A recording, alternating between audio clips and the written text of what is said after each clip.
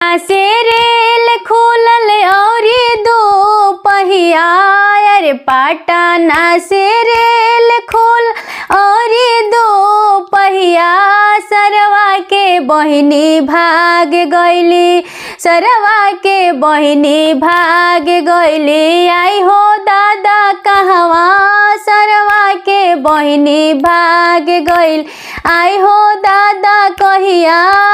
गाँव नगर में हाला भइल बा, छपल बा खबरिया, अरे गाँव नगर में हाला भइल बा, छपल बा खबरिया, सरवा के बहिनी भाग गईली, सरवा के दीदी भाग गईली। आई हो दादा कहवा सरवा के बहिनी भाग गईल।